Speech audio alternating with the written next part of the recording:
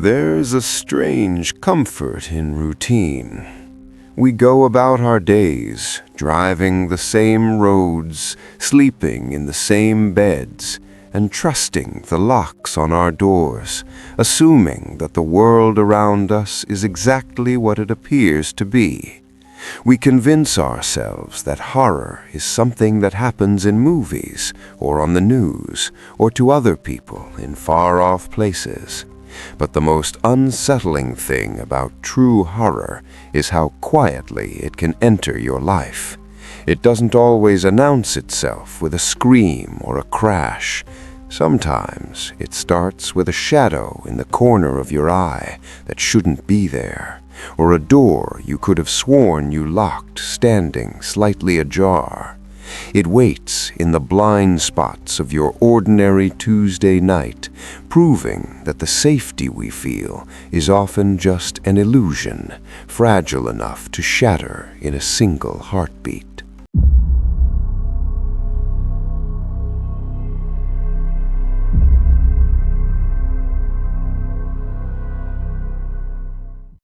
My name is Marcus, and for about 3 years I worked as an overnight security guard for a logistics facility just outside of Seattle. It wasn't a glamorous job, but it paid well, and I've always been a bit of a night owl, so the hours didn't bother me. The facility was massive, essentially 200,000 square feet of warehousing, loading docks, and a small administrative office block attached to the front. For the most part, the job was incredibly boring. My shift ran from 10 p.m. to 6 a.m. I'd do a perimeter check once every hour, which took about 20 minutes, and the rest of the time I spent in the security booth watching Netflix on my phone or reading. The warehouse was fully automated during the day, but at night it was dead silent. Just rows and rows of high shelving, shadowy corners, and the low hum of the industrial HVAC system. It was a Tuesday in November when things felt different. It had been raining heavily all week, so the sound of rain hammering against the corrugated metal roof was deafening. Around 2 a.m., I started my scheduled round. I grabbed my flashlight, zipped up my jacket, and headed into the main warehouse floor. Usually, the motion sensors would flicker on about 20 feet ahead of me as I walked down the central aisle. But that night, the sensors were lagging. I'd walk into pitch blackness, and the lights would only buzz to life a few seconds after I was already standing underneath them. It put me on edge, making me feel like I was walking into a void. I was about halfway through the check near the Section D loading docks when I heard a sound that didn't belong. Amidst the rhythm of the rain, there was a sharp, metallic clank. It sounded like a tool being dropped on concrete. I froze, listening. The facility was locked down. No deliveries were scheduled until 5 a.m. "Hello?" I called out, my voice echoing uncomfortably in the vast space. "Security, is anyone there?" Silence. Just the rain. I convinced myself it was probably a rat knocking over a wrench, or maybe the building settling in the cold. I continued the patrol, but I couldn't shake the feeling of being watched. You know that prickling sensation on the back of your neck? It was intense. I kept sweeping my flashlight beam over the tops of the shelving units, expecting to see, I don't know what. I reached the far back corner of the warehouse, an area used for storing obsolete office furniture and old files. It was a dusty dead end that nobody ever really went to. As I turned to leave, my flashlight beam caught something on the floor. It was a wrapper, a bright red wrapper for a granola bar. I knelt down to look at it. It wasn't dusty. It looked fresh, crisp. The cleaning crew swept these floors every evening at 8 p.m. This shouldn't have been here. My heart rate picked up a little. I stood up and shined my light into the narrow gap between the back wall and the last row of shelving. It was a space maybe 2 feet wide.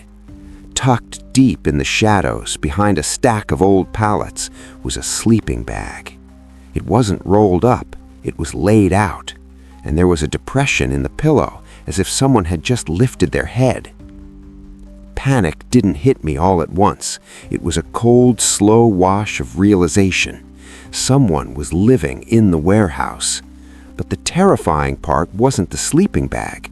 It was the coffee cup sitting next to it. I reached out and touched the side of the paper cup. It was warm. I wasn't just finding an abandoned squat. The person was here, right now.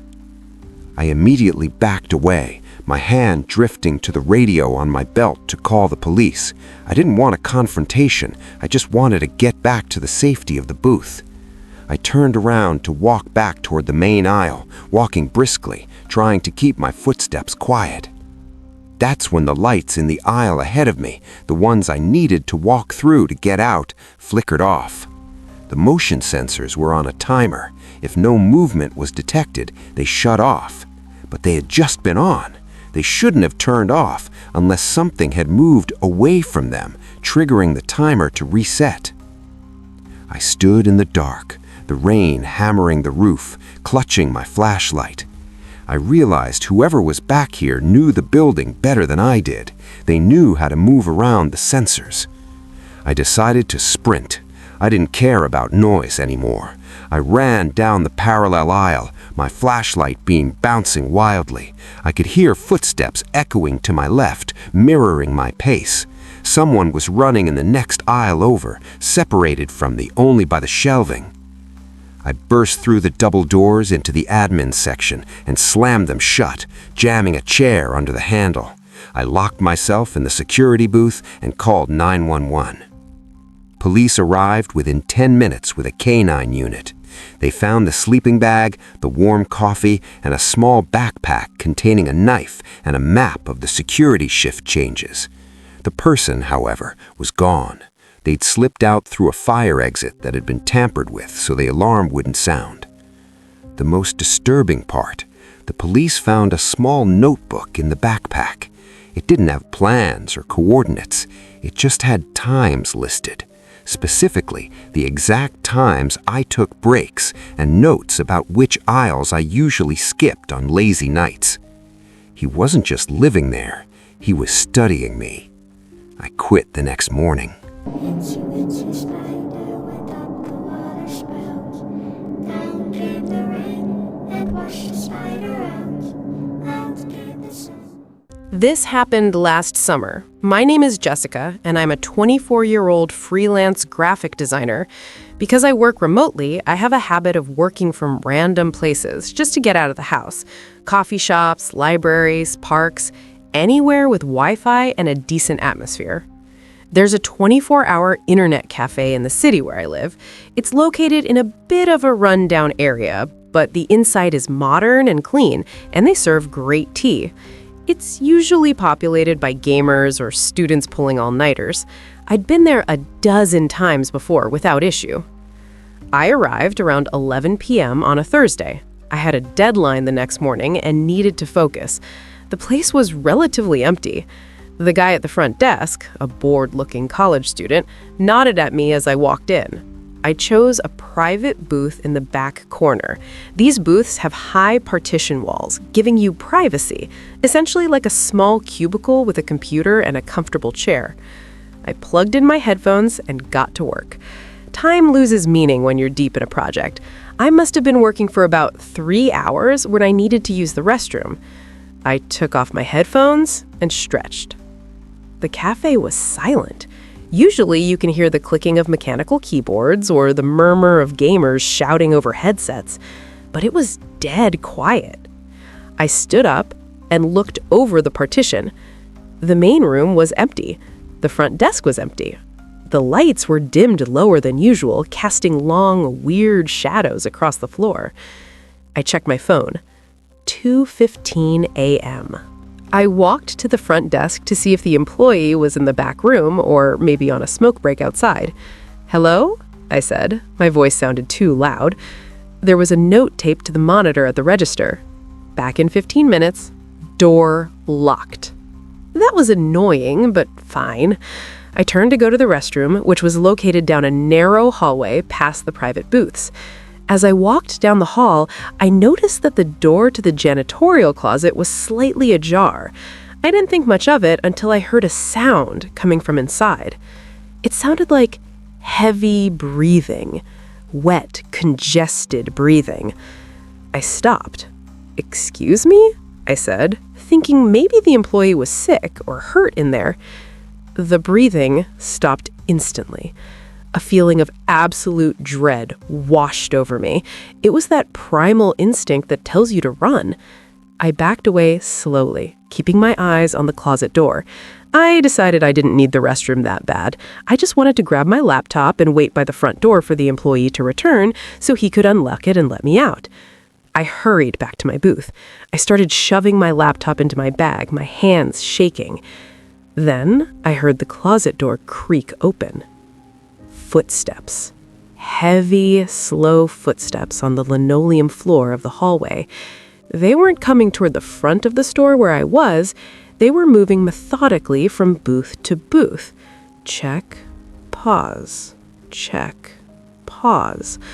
Whoever it was, they were checking the cubicles, looking for someone, looking for me. I was in the last booth in the row, closest to the front. I knew I couldn't make it to the front door before he reached me, and even if I did, the door was locked. The employee had the key. I did the only thing I could think of. I slid under the desk. The space was tight, cramping my legs. I pulled my bag in front of me, trying to make myself as small as possible in the shadows. The footsteps got closer. Thud. Thud. They stopped at the booth right next to mine. I heard the chair creak as he leaned on it. A low, guttural mumble, unintelligible and angry. Then he moved to my booth. I saw his shoes, old, mud-caked work boots. He stood there for what felt like an eternity. I held my breath until my lungs burned. I was terrified he would look under the desk. If he bent down even a little, he would see me. He tapped his fingers on the desk surface above my head. Tap, tap, tap. Then, miraculously, the bell above the front door chimed. The employee was back. "Hey, who's back there?" The employee's voice rang out, confused. The boots in front of my face turned sharply. The intruder didn't say a word. He bolted, not toward the front door, but toward the back fire exit. I heard the crash of the emergency bar and the alarm starting to wail. I scrambled out from under the desk, crying and shaking. The employee rushed over, looking terrified. "Are you okay? Who was that?" We checked the security footage later with the police. The man had come in through the back fire exit about 10 minutes before I took my headphones off. He'd been crouching in the janitorial closet, just waiting. But the scariest part was what he held in his hand in the video. It wasn't a weapon. It was a roll of duct tape and a handful of heavy-duty zip ties. He wasn't looking to rob the place. He was looking for a straggler. If the employee hadn't come back at that exact second, I don't think I would be here to write this.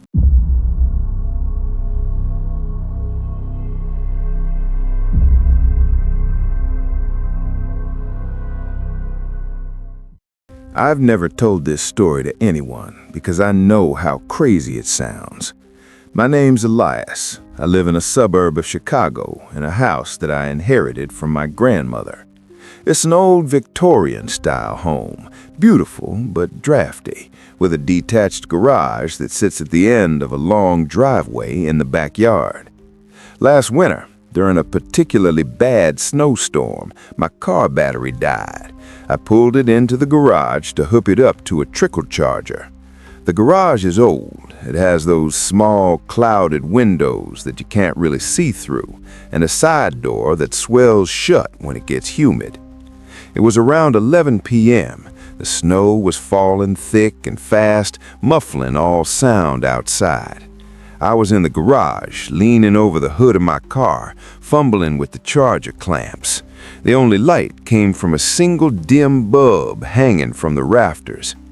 I had the garage door, the big main one, closed to keep the heat in. It was freezing.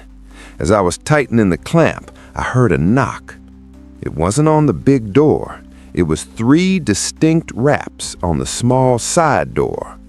I jumped, dropping the wrench. It was nearly midnight in a blizzard. My backyard is fenced in. You can't just walk up to the garage without climbing a 6-foot fence or coming through the house. "Hello?" I asked, staring at the door. No answer. I walked over to the door. It was locked. I assumed maybe it was a neighbor who had jumped the fence to chase a dog, or maybe the wind rattling the old wood. I peered through the dirty glass pane, but it was pitch black outside. Then the knock came again.